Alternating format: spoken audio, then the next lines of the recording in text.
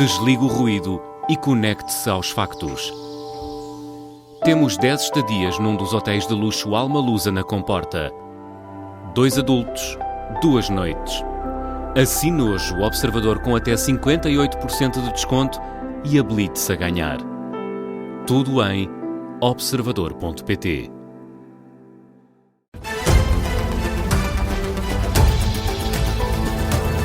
Jornal das 7, com a Vanessa Cruz, uma das vítimas de abuso sexual na Igreja Católica, falou com o Observador e pede ao Governo para que seja criada uma isenção para que não seja cobrado IRS aplicado às indenizações. É uma revolta expressa nesta conversa com o jornalista do Observador João Francisco Gomes, a juntar ao corte nas compensações que foi feito pela Igreja Católica, a que decidiu atribuir metade do valor às vítimas, comparando com o que tinha sido pedido pela Comissão Técnica Independente. Há agora também esta questão do IRS, que é cobrado a compensações financeiras. Ora, esta vítima diz que pensava que a tortura tinha chegado ao fim, mas deparar-se com estas duas situações faz com que esteja a viver um novo calvário.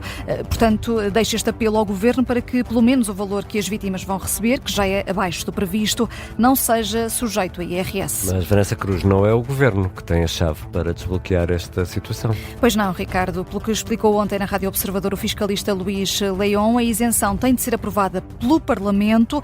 É uma das soluções, ou então as vítimas recorrerem aos tribunais? Sim, e às taxas normais de IRS que vão dizer a 53%. Ou seja, portanto, este rendimento soma ao restante rendimento que a pessoa venha a ter com salários, ou recibos verdes, ou pensões, ou até com mais-valias da venda de imóveis, e, portanto, este rendimento é daquilo que, mais uma vez, usando uma expressão dos escaleias, é englobado, o que significa soma tudo para calcular a taxa. Exato. E a taxa que vai ser aplicada aos rendimentos totais são as taxas normais de IRS.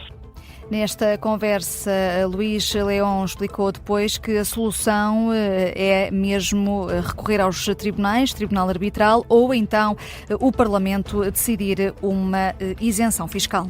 E o testemunho desta vítima de abuso sexual por parte de elementos ligados à Igreja Católica pode ser lido em detalhe no site do Observador. O Governo vai aprovar amanhã novas medidas de apoio a empresas de transportes. E porquê, Vanessa? O Primeiro-Ministro quis levar para o debate quinzenal o que vai estar em cima da mesa do Conselho de Ministros de amanhã, quinta-feira, uma forma de Luís Montenegro tentar responder às acusações da oposição, que tem acusado o Executivo de incapacidade para fazer face ao aumento do custo de vida. Miguel Viterbo Dias. E em véspera de Conselho de Ministros, Montenegro tenta destrunfar a oposição com novas medidas. Adiamento do pagamento das contribuições para a Segurança Social devidas em abril, em maio e em junho para o setor do transporte de mercadorias. Vamos solicitar à Comissão Europeia a derrogação da diretiva que impõe um limite de auxílios de Estado para precisamente podermos ter descontos adicionais no âmbito de formação do preço dos combustíveis.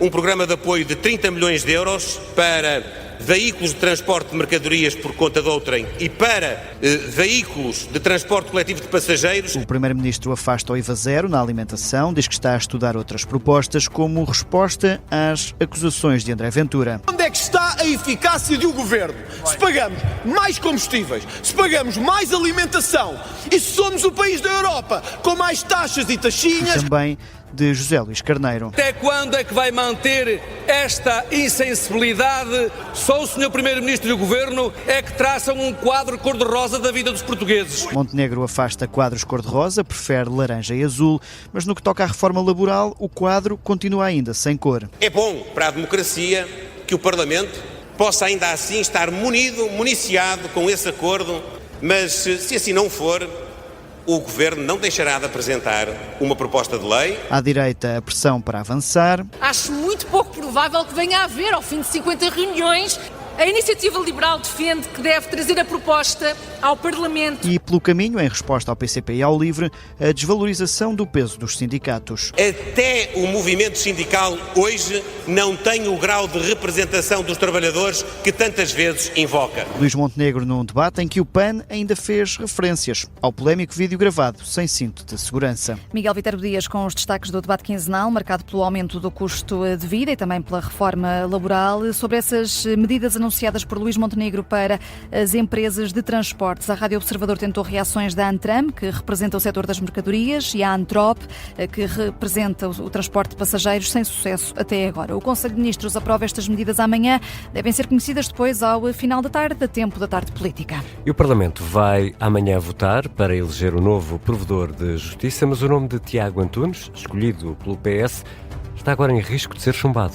Sim, apesar de haver um acordo entre o PS e o PSD para ser eleito. O Observador apurou que há socialistas que ameaçam votar contra a indicação do antigo secretário de Estado de um governo socialista, e também há focos de resistência na bancada parlamentar do PSD, o que faz com que Tiago Antunes esteja em risco de não ser eleito amanhã. As eleições para a maioria dos órgãos externos acontecem finalmente esta quinta-feira no Parlamento, depois de vários adiamentos.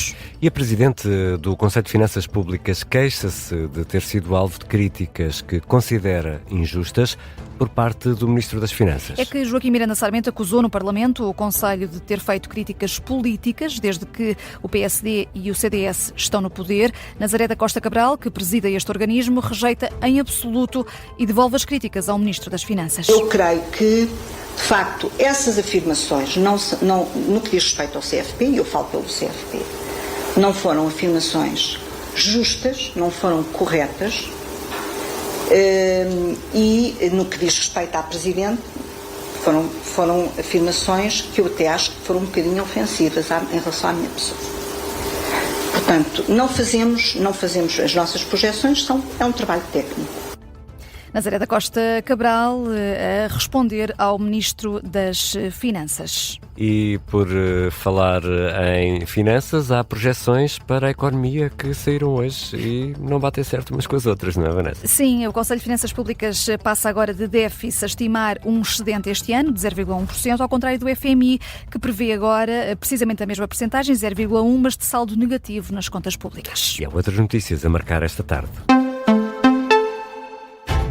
Daqui a 54 minutos, o Sporting decide o futuro na Liga dos Campeões, uma partida em Londres, frente ao Arsenal. A formação londrina está em vantagem na eliminatória por 1-0, por isso os Leões têm de marcar golos para passar às meias finais. No relato desta partida vai estar o Miguel Cordeiro. Miguel, quem são os 11 Leões que vão ter essa tarefa de marcar golo? Tem mesmo de marcar os Leões de Alvalade se querem seguir em frente. O Sporting está em desvantagem, perdeu por 1-0 em Alvalade, precisa hoje de vencer.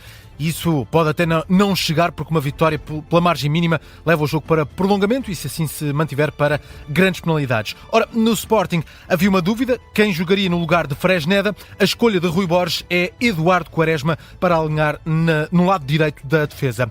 Vamos aos 11 homens do Sporting. Rui Silva é o guarda-redes, defesa a 4 com Maxi Araújo à esquerda, Eduardo Quaresma à direita. Os centrais são Gonçalo Inácio e Diomande. Meio campo para Morten Newman, está de regresso, e Morita. Jogam no ataque Pedro Gonçalves, Jenny Catamo, Trincão e Luís Soares. Na equipa do Arsenal havia muitas dúvidas, há muitas baixas, e acabamos por ter uma confirmação de um jogador que vai a jogo e que todos apontavam que estaria ausente. Declan Rice, um dos melhores desta equipa do Arsenal, não treinou nos últimos dias. Era uma das grandes dúvidas para este jogo, mas vai mesmo jogar e é capitão de equipa nesta equipa do Arsenal. David Raya é o guarda-redes, defesa a 4 homens, Hincapié à esquerda, Mosquera à direita. Os centrais são Gabriel Magalhães e Saliba. O meio-campo está entregue a Zubimendi e Declan Rice. Joga ligeiramente mais à frente Eze, é o camisola 10. E no ataque, do lado esquerdo, Gabriel Martinelli. À direita, Madueke. O avançado é Vítor Gyökeres. O Sporting está à procura de fazer o que nunca conseguiu: vencer o Arsenal, ganhar uma eliminatória nos quartos de finais e, com isso, chegar pela primeira vez às meias finais da Liga dos Campeões. Um jogo muito importante para os sportinguistas. O Miguel Cordeiro vai estar no relato desta partida. A emissão especial na Rádio Observador começa depois das 7h30. O Pentágono prepara-se para enviar milhares de soldados adicionais para o Médio Oriente, é o que está a noticiar o Washington Post, numa altura em que decorre no Irão um encontro entre o governo do país e uma delegação paquistanesa. Entretanto, 2 grandes nomes do Teatro Nacional estão hoje em destaque. Queres adivinhar quais são, Ricardo? Quem são? Olha, vamos ao primeiro. Rui de Carvalho foi homenageado na Sala dos Passos Perdidos na Assembleia da República. Nos discursos da sessão foi a filha do ator, Paula de Carvalho, quem agradeceu esta homenagem. Tive a sorte de aprender bem pequenino que era obrigatório ser democrata, que era obrigatório respeitar as mulheres, os mais velhos, as crianças e os que não têm voz, bem como todas as pessoas, mesmo as que são e querem ser diferentes de nós. Não é isto que vejo no mundo, não é isto que infelizmente estou a ver no meu país, mas é isto, felizmente, que ainda vejo na minha casa. A filha de Rui de Carvalho, já o Presidente da Assembleia da República, José Pedro Aguiar Branco, exaltou o legado do ator.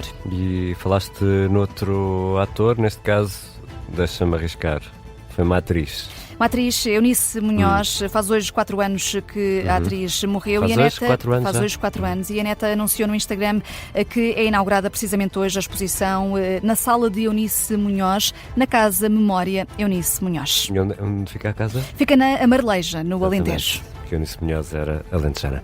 E a Vanessa Cruz vai regressar já daqui a pouco no Gabinete de Guerra.